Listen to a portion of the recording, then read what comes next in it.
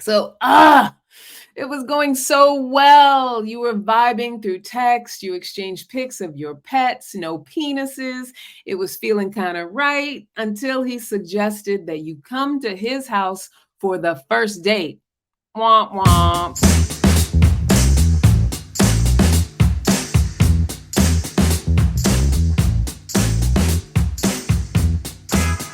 Hey, sweet babies, I'm Candice, and let me tell you, I have been where you are. For years, I was unclear about my love life and trying to achieve someone else's idea of relationships. My families, the churches, the millions of romance novels that I read throughout high school, none of which got me anywhere but unhappy with my love life. But guess what? I broke free from that cycle and created a love life I love that loves me back. And now I'm here to guide you to do the same. I want you to join me on a journey from feeling disappointed in your relationship history to madly in love, from broken and guarded to whole and happy. It took abuse, grief, and homelessness for me to learn how to let go of control and be guided to transform my love life. And because I want to save you from as much of that as I can and get you to the good part, I became a relationship coach and a hypnotherapist. And I've helped thousands of women like you rewrite their love stories as well. Together, we're going to shake off the chains of perfection and not enoughness and embrace the loving relationships that we truly deserve. Alongside incredible guests, we'll share stories of resilience, unveil secrets to unconditional self-acceptance, and chart a course to relationships that will bring you ease, peace, and joy. I'm here every week, but I don't want you to just listen. I want you to comment, engage, and be a part of this conversation. Your voice matters, and we're building a community of empowered, vibrant women of color and culture, rewriting our love stories together. All right, so let's get started. Today's topic is facing the fuckery like a goddess. Notice that I did not say like a boss or like a bad bitch, but like a goddess. In other words, with the God that is in you, whatever you want to call it, the God, the source, the universe, the love, the sense of humanity that is already in you, your true power, and not the power that you think that you have when you try to match masculine energy with masculine energy, because that is not power. And it has nothing to do with, what gender is stronger or anything like that. But when we try to match forcing with forcing, nobody wins. And just because I say the goddess in you, I don't mean that you have to be pious and holy and perfect and following some set of rules, whatever your set of rules are. I mean divine. I'm talking about divinity, being divine, because we all are. We all have love, God within us. So let's break it down. Let's break down this information. What am I even talking about when I say the fuckery? Right? And some of y'all are like, I know exactly what you're talking about because that's all I deal with all the time is the fuckery. So I was in one of my Facebook groups, socializing, commenting as you do. And I came across a meme that somebody posted that said, what would you do if a guy sends you this the day before your first date? And so it was a graphic of a text message that read, I honestly would rather cook for you and chill here. I'm broke right now. If I go out tonight, it'll hurt me in the long run tomorrow. If that's cool, let me know what you have a taste for so I can get on it. All right. So that's the text message, right? Apparently, it's two people. They're I'm assuming they're, interacting and they've never met before. They've never gotten together for a date before. That's the premise. So if you've ever been in that situation, especially if you're having really good communication, you have some back and forth, maybe you're text messaging back and forth, maybe you're voice messaging back and forth, which is a good idea, by the way. Maybe you even had a couple video calls with this person, but you haven't met in person, you have not had your first date, and this is the text that you receive. So whatever, responses come up, whatever you're thinking of, if you're listening now, you're listening later, feel free to type it in the chat what your response might be. And I can tell you that on this particular post, in this particular group, a lot of the women in the group responded stranger danger or a hard no, or they responded with explanations about why they would never go to a man's house who they've never met, right? At least 90% of them were quick to lower the guillotine and just keep it pushing. Like, that's a hard no, forget it, not going to do it. And while I believe that the instinct To say no is right on the money. When you're looking to get to know someone at an easy pace, you want to say no to things that rush it along. So there's nothing wrong with that. But we don't want to ignore that this is a valuable opportunity to do three major things. In these early stages of communication, when something is communicated that is off to you for whatever the reason, there is an opportunity. There's opportunity there. The first is to practice alignment.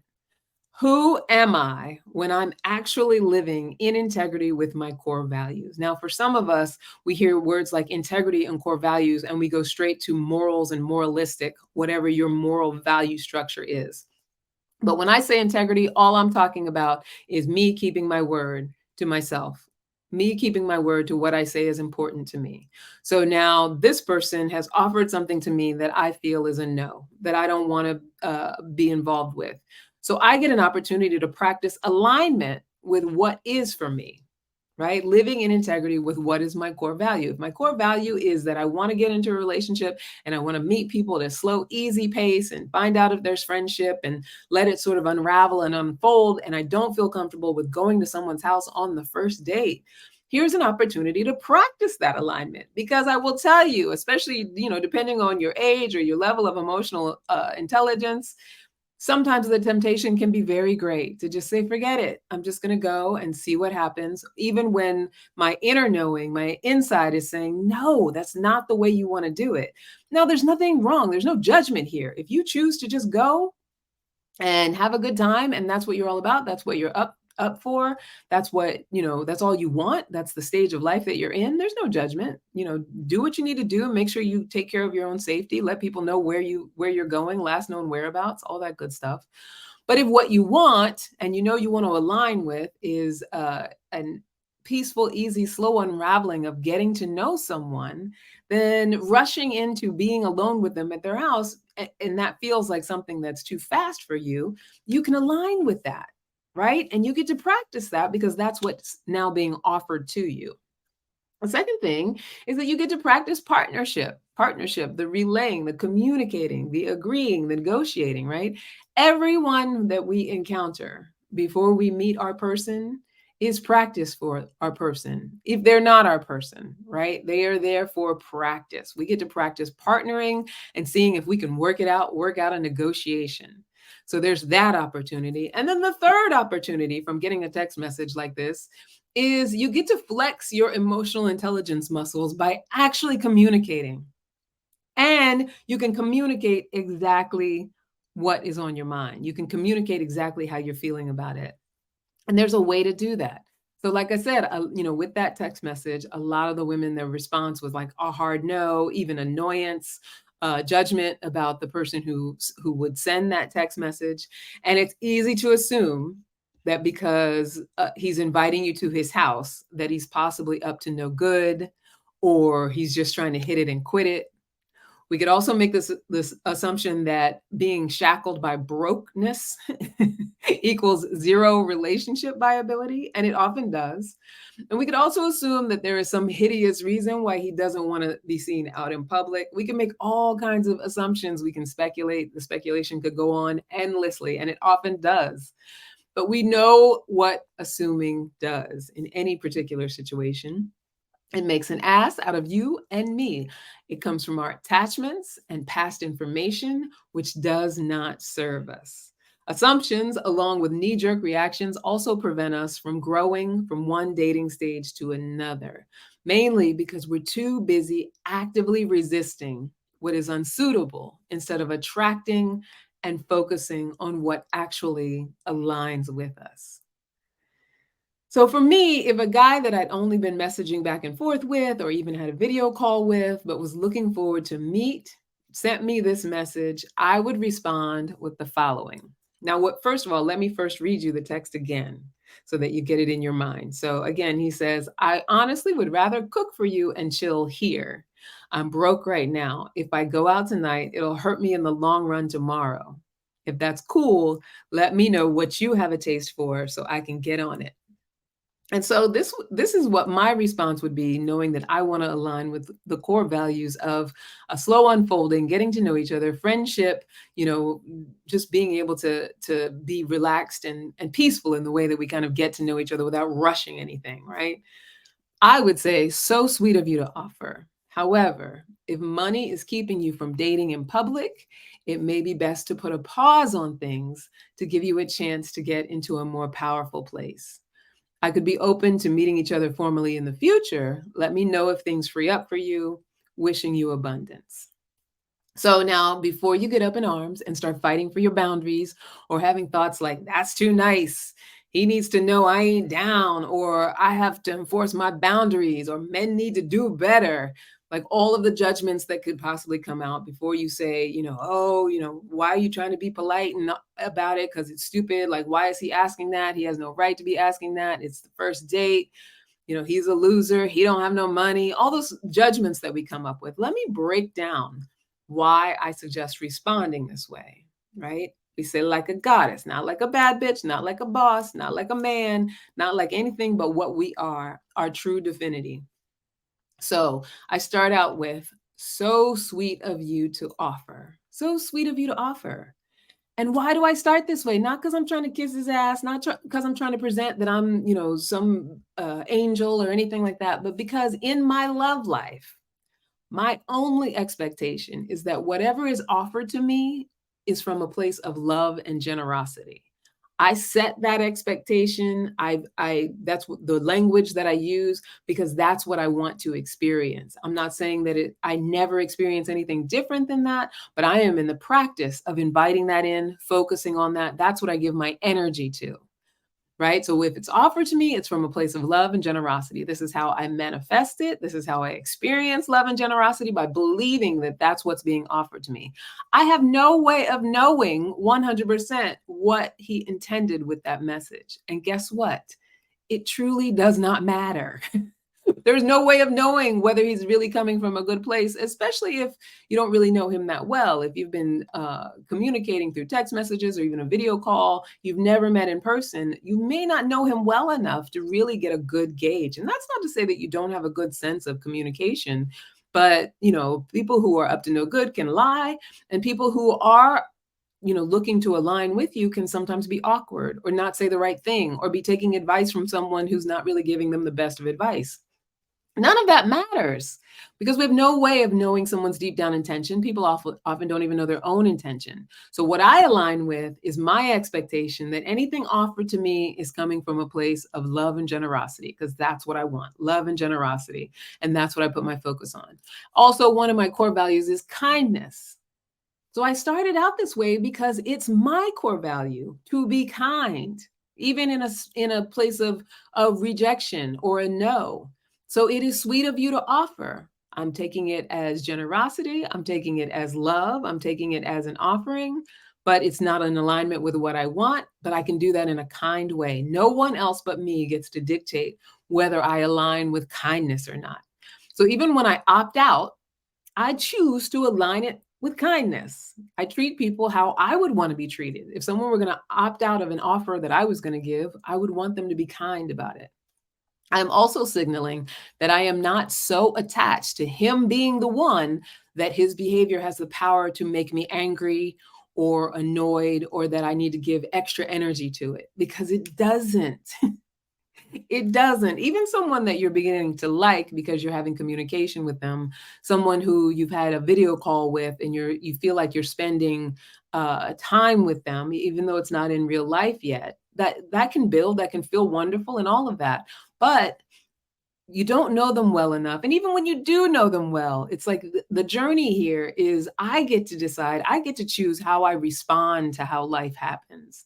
And so your inability to ask me on the kind of date that I want to go on doesn't need to make me angry, because it has nothing to do with me. It has everything to do with you. And I may be slightly bummed that he didn't offer something more interesting, but let me tell you, there's no shortage of people who have something more interesting to offer in my world.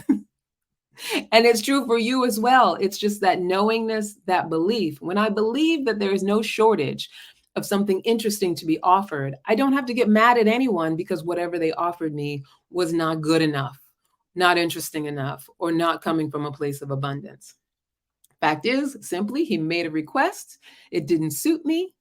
And it would be my trauma that would suggest that I need to punish or belittle him with my response. Anyone, if someone doesn't offer you what you want, it's my trauma that dictates now I have to punish or belittle this person. I have to put them down or say something, snappy, nasty that's not so nice. I'm not saying you have to be sweetness and light every moment. I'm saying just align with your core values, what you want to experience around it. So then next, I say, however, if money is keeping you from dating in public, it may be best to put a pause on things to give you a chance to get into a more powerful space or more powerful place. So why do I say this? It's core value signaling. So that's me suggesting this is what is important to me, right? I'm on a journey of having a positive, free, and abundant relationship with money, whether I'm in a relationship or not.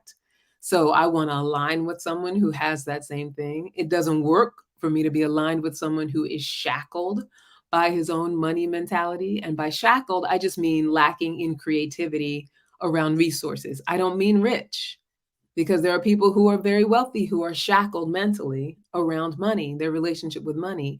If I say that I can't have or can't do because money, that means that I am lacking in resources. I'm not using creativity. I'm not finding other avenues. I'm not thinking about what's possible. I'm thinking about what I cannot do.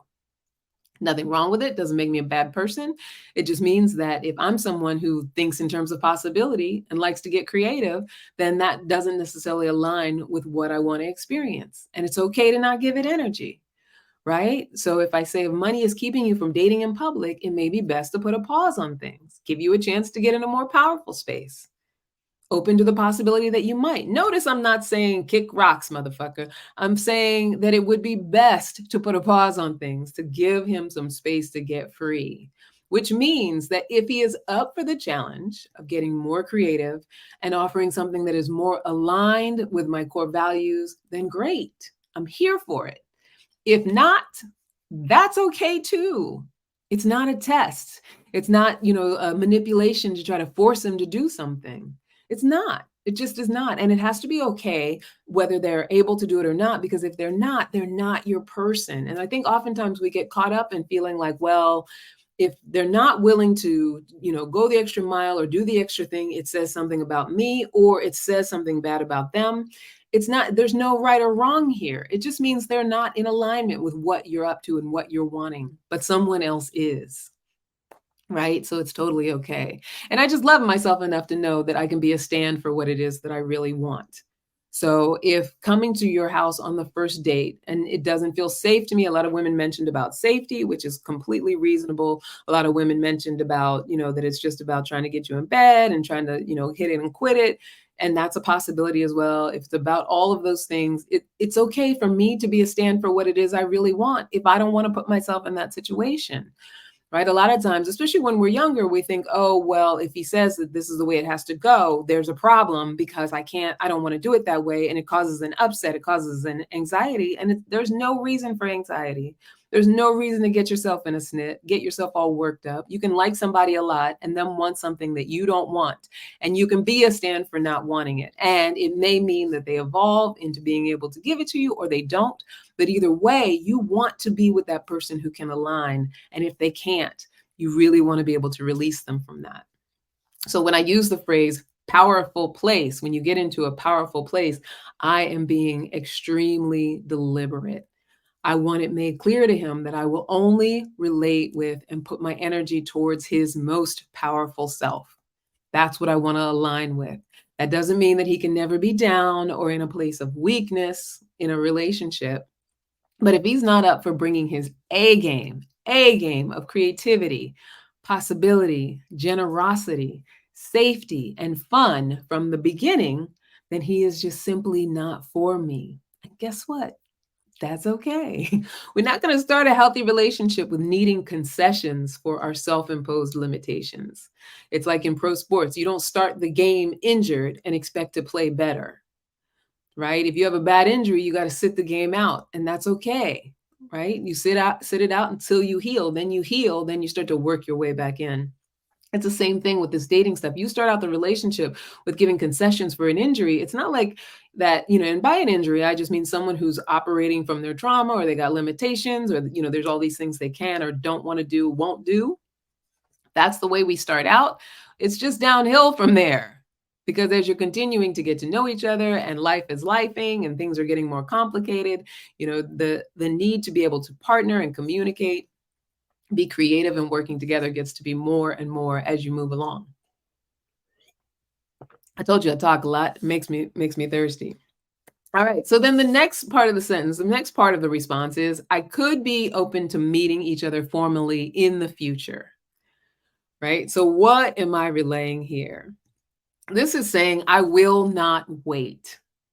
Not because I'm mean or I'm trying to pressure him with urgency, but because I am open to divine right timing. I am letting him know that I could be open, because if the universe sends someone who is already aligned, I may be otherwise engaged.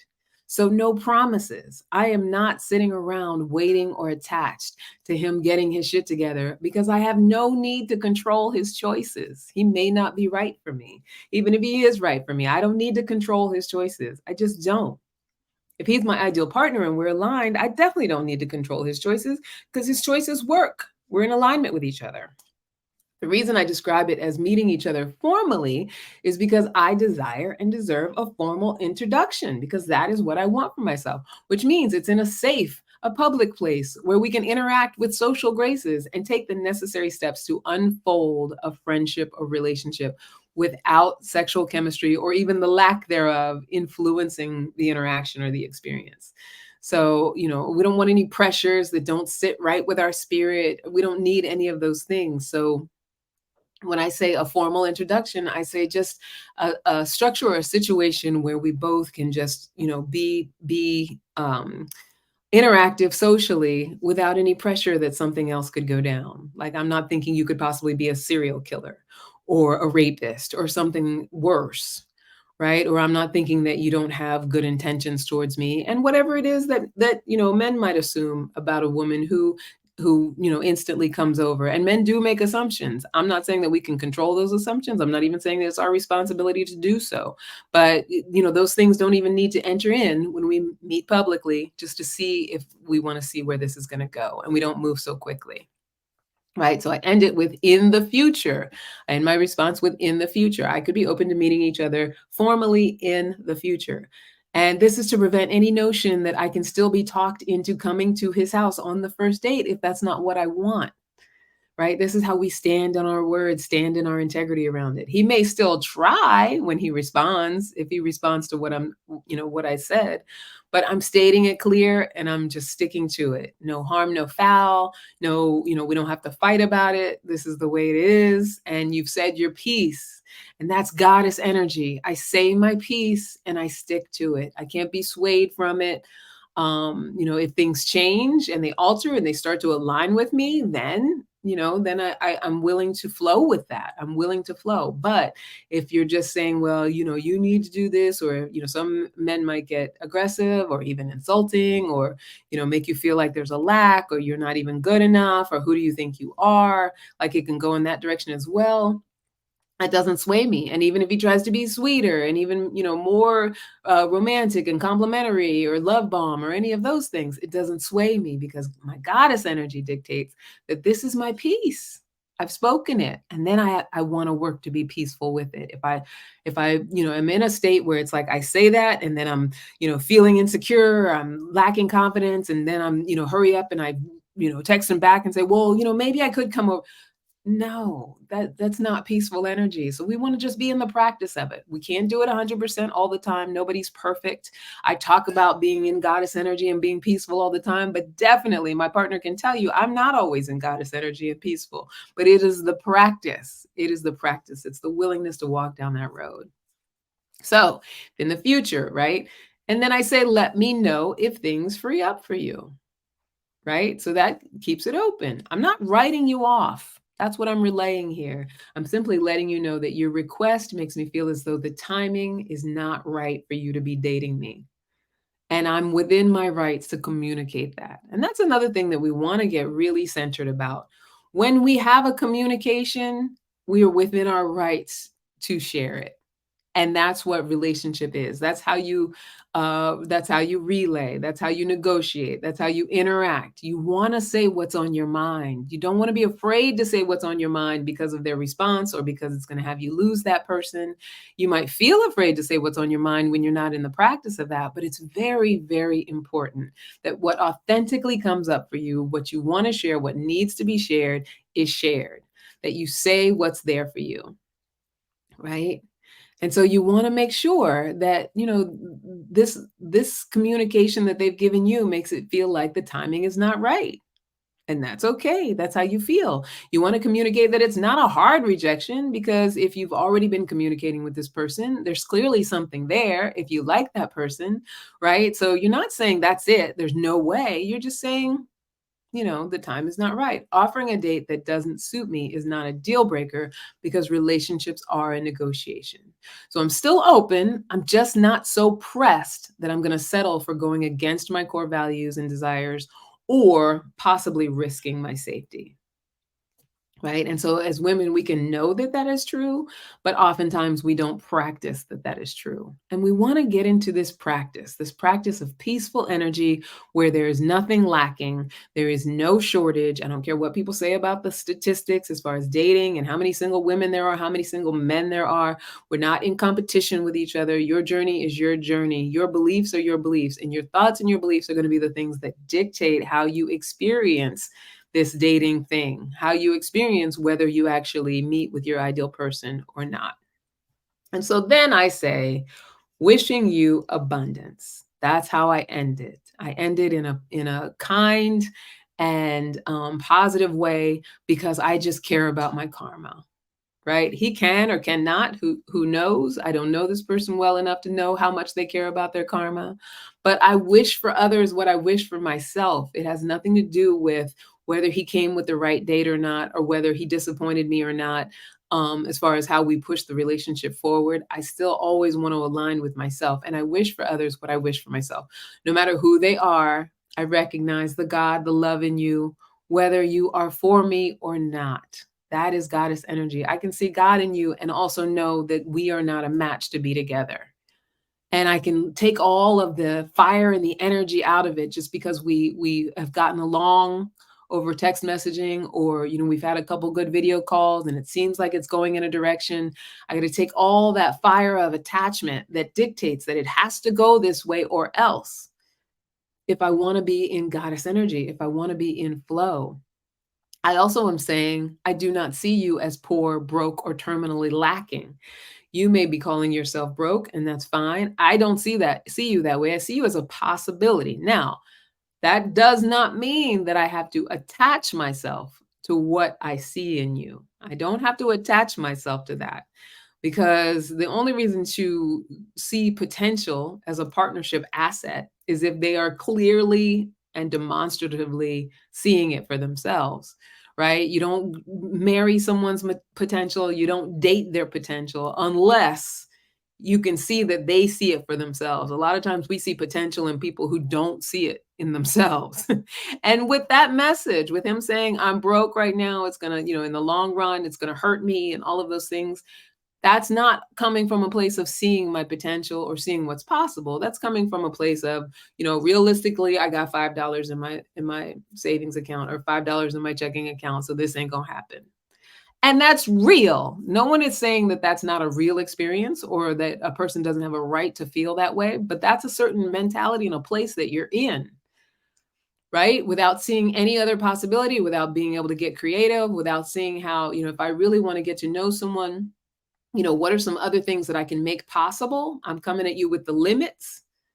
That's the mindset that I'm in. And it's not bad or wrong. We all experience it at different times. I experienced that mindset around other things. I've definitely experienced that mindset around money.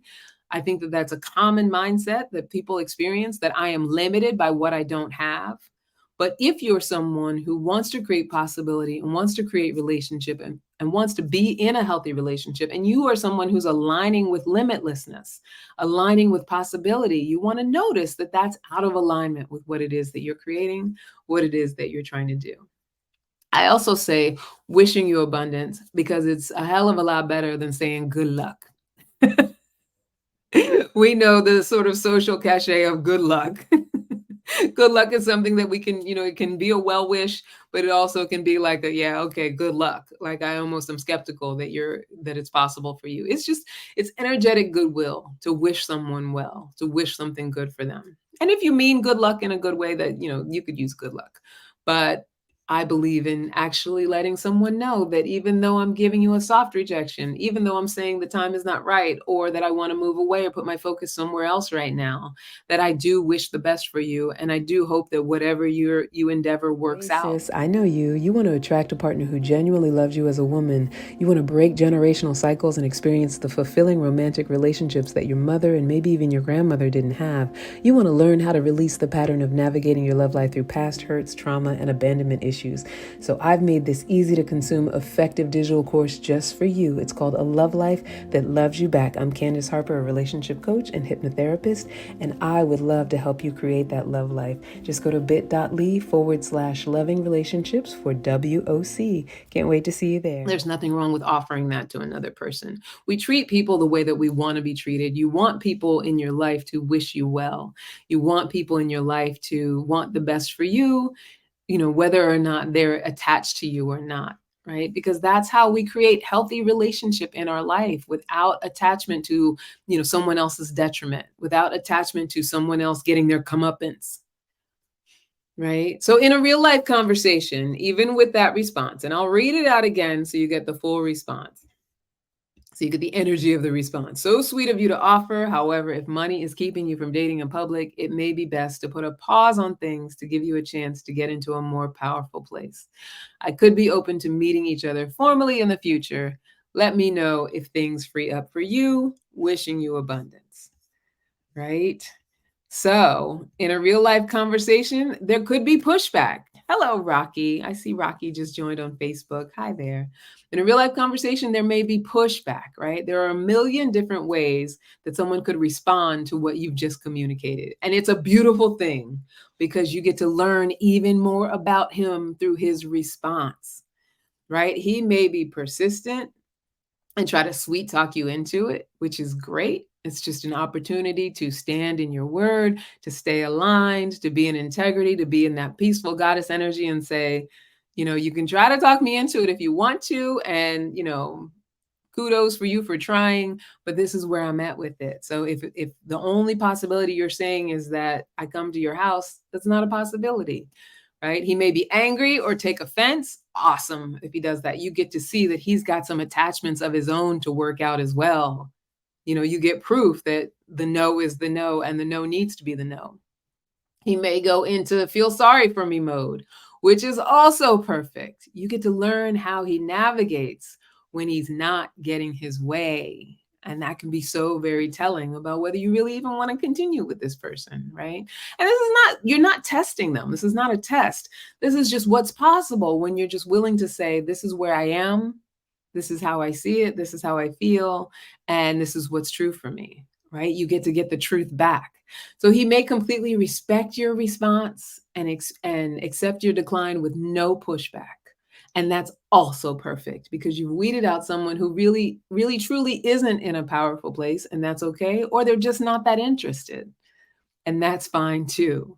He may completely respect your response, get super resourceful and creative, and do a 180 by actually taking a step back and returning with a genius idea that saves money and offers you both an opportunity to start building an in real life connection. I mean, there's parks for picnics. There's great places to hike or people watch. There's lots of free places where we can bring our own food and beverages. In fact, if all previous communication suggests that he's worth it, it's okay to relay that you'd more likely be down for something like that if that is true for you. Right? It's okay to be up and open to the creativity because if that's what it is you're aligned with, then you want to allow for how they're going to show up in that. If they're not going to show up in that and they're in the limits, then let them be in the limits. The chances are, if he really is a viable, ideal partner for you, he will respect your position and return with a better offer. Maybe a week later, maybe a year later. Either way, it's not your job to wait around. Just live in the abundance and see how you feel about what he's offering when he reappears. And they always reappear. Trust me when I tell you that. And I could keep going with more possibilities for how he could react. But the fact is, whatever his reaction is, it's exactly as it should be in this particular instance. You are still whole, perfect, and complete on your own beautiful journey, living in the faith that what you seek is seeking you, and flowing with feminine energy away from the need to be attached or controlling, saving your focus and your energy for what aligns with what you want. So there are so many possible scenarios of the fuckery where you get to show up in full goddess energy and keep growing towards your goal of a loving relationship. And the unworkable behaviors in all of us are limitless, just like the workable behaviors are. You know, you dealing with somebody who likes to flirt with other women a lot. Someone who, you know, as you're getting to know them, it's like a lot of unwanted sexual advances, like, you know, like the dick pic, right? Someone who is ghosting, or, you know, they do the disappearing acts and then they come back, or they ghost and they ghost forever. The one word responses, you know, not really fully interacting, like kind of doing something on the side, ignoring boundaries, those who ignore boundaries, the stonewalling or the silent treatment, those who are just excessive criticism, like always wanting to criticize. And, you know, that's not gender specific. There's a lot of us out here who that's all we do is criticize the other, right? Or ignoring texts, phone calls, things like that, overusing humor to avoid serious topics. There's so many behaviors that, if met with goddess energy, they either diffuse or they disappear, right? Because we all are a possibility of workable behaviors and unworkable behaviors. We all could possibly show up in a way that moves a relationship along and creates a loving situation. And we all are the possibility of showing up as someone who challenges a relationship or cuts a relationship off or turns the other person off. The fact is that what we are in as we're relating to each other is a relay. We're negotiating, we're working together, we're trying to see if this is something that we want to do sustainably. We're taking it moment by moment, we're being present, we're allowing ourselves to be peaceful, not so attached to the future that we can't function. I don't know about you guys, but lately I've been watching Love is Blind, and there's a couple that just recently they broke up. The one couple, the girl ended up leaving. I can't remember their names because he just wasn't a talker. He wasn't a good communicator. And, you know, she really took it very personally and started to think about, well, if this is what it's going to be like for the rest of my life.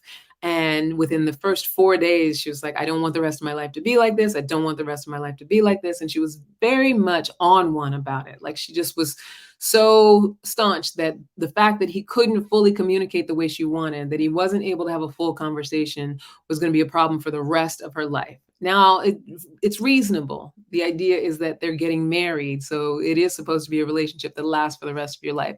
But if we enter into anything with the way that this person did this thing is what I'm going to have to deal with for the rest of my life, we would never get into a relationship with anybody.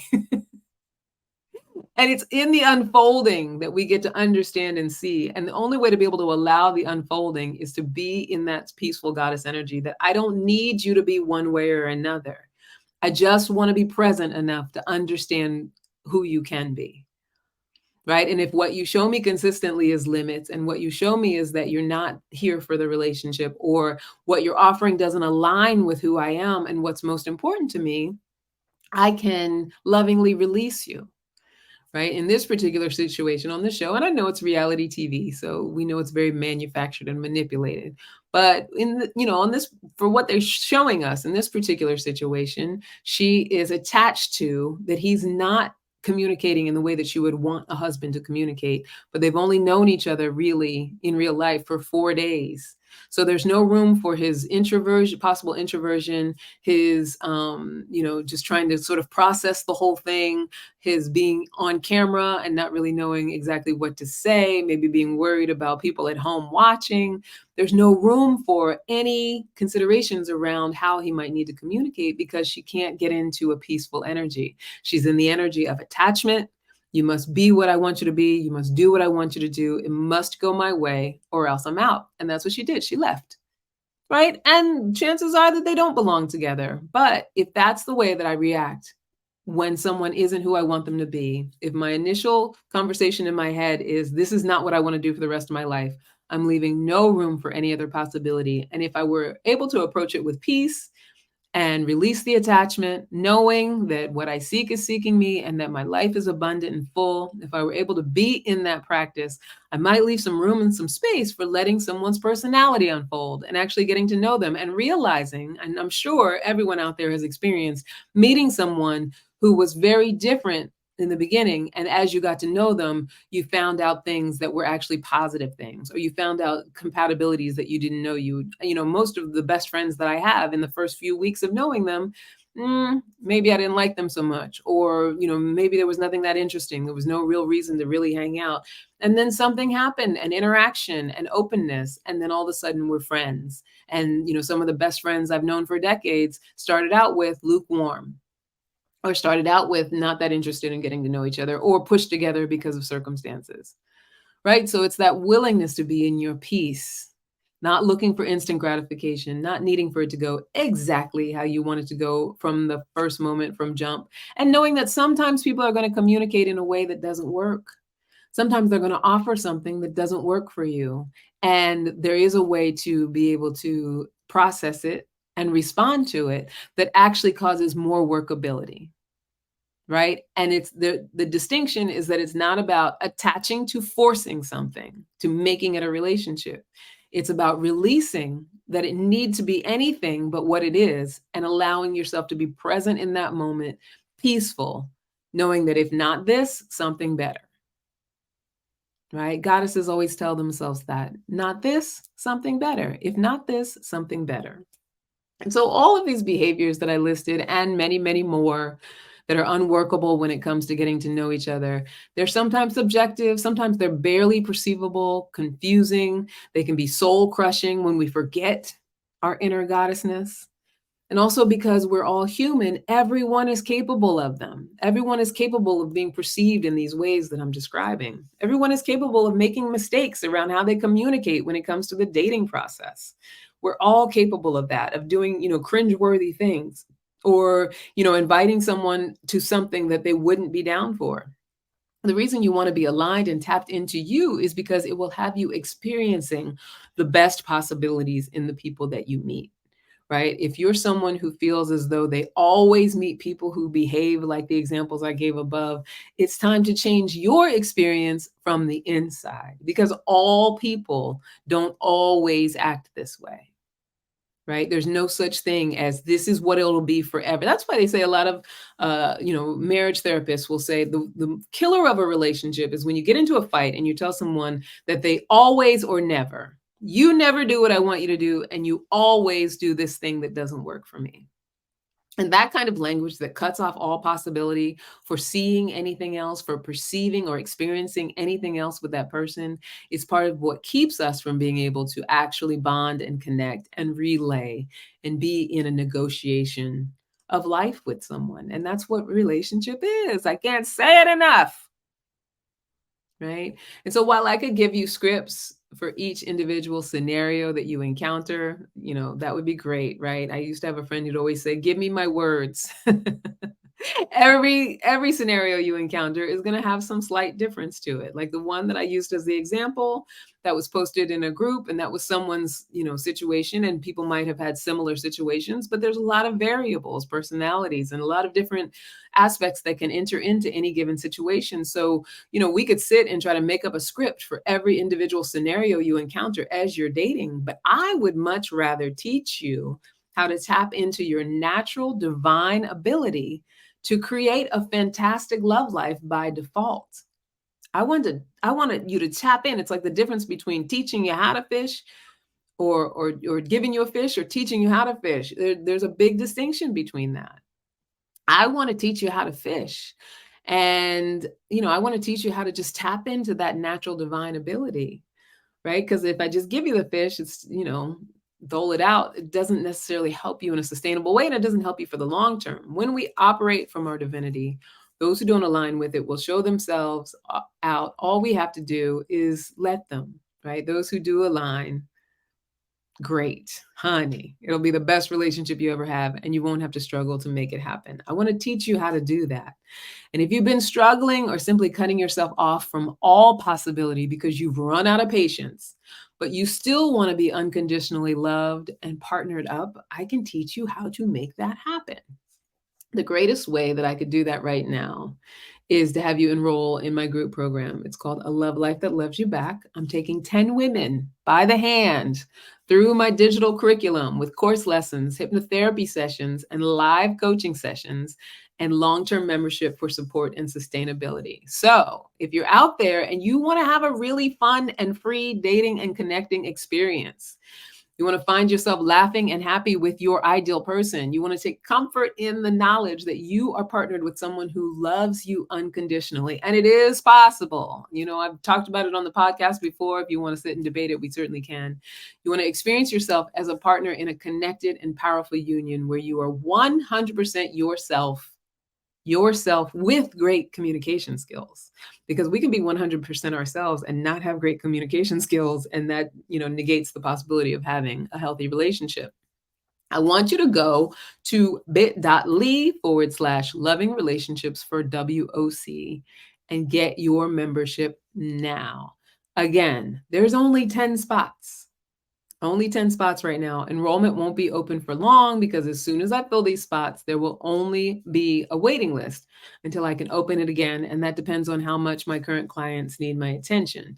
So if you're listening to a later recording of this broadcast, go to the link and check and see if enrollment is available. But, I really want to take this group of women to their highest heights as far as being able to create relationships. We all deserve loving relationships, and they are possible. And it's the inner work. Now, I say that to say it's not because you need to be fixed. Doesn't mean there's something wrong with you. But if you want to have shift and transformation starts from within. And I'm not talking hierarchy. I'm not saying you got to get better. You got to do better. I hate that phrase, do better, because that helps no one. Like, do better. Okay, I'll try to do better. Like, whatever. What it's about is I want to see something different. So I got to make a shift, and I got to express something different. I got to change something. I got to be something different. And that's it.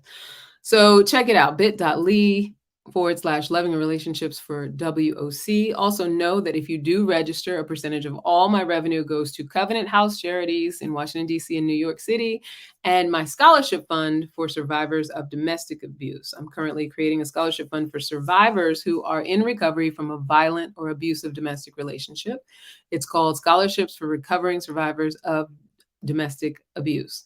I can afford to cover about 80% of the cost. I've started a GoFundMe for the other 20%. Wherever you are, I'll make sure that the link for it is in the description if you just want to contribute to that. If you've received value from this show, please go to my GoFundMe page and definitely show your appreciation. Your contribution goes a long way to helping someone in need of the skills to healthfully and safely allow love in their life again. And you can healthfully and safely allow love in your life again if that's what you're looking to do. Even if you're in a relationship right now that is, a rotten egg. It's never too late. Anyway, that is it. I have so much more. I always have more. But I don't want to inundate you too much. If you have any questions, if you have any comments, if you want to interact with me around this conversation, you can always do that on the posts at a later time. Let's definitely talk about it. Let's talk about how I can support you and how I can offer you something better than what you're experiencing. We can do better. Anyway, I love you so much. Until next time, keep being unapologetically lovable and give yourself grace. I love you so much, my sweetheart. Bye now.